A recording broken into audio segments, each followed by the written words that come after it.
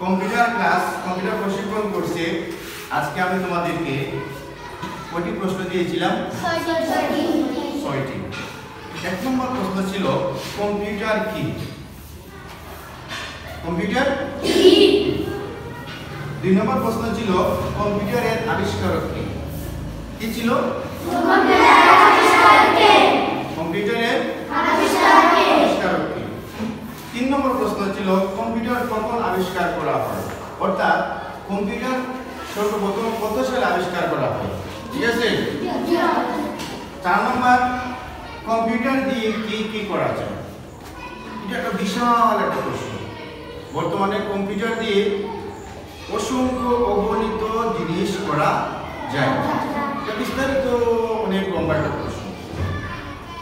Computer কত প্রকার? Computer কত প্রকার? আর 6 নম্বর প্রশ্ন হচ্ছে কম্পিউটারের যন্ত্রাংশগুলোর নাম কি? আমরা যে কম্পিউটার ব্যবহার করি, কম্পিউটার ব্যবহার করতে অনেকগুলো জিনিসের প্রয়োজন হয়। এই যন্ত্রাংশগুলোর নাম আমাদেরকে শেখা লাগবে। তো আমরা প্রত্যেকটা প্রশ্নের উত্তর দিয়েছি। তোমরা কি খাতায় লিখেছো?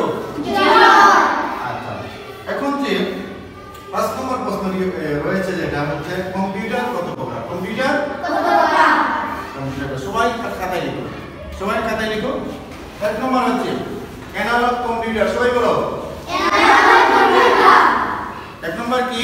Analogue computer. 2 number digital computer. 3 number hybrid computer. 4 number level computer.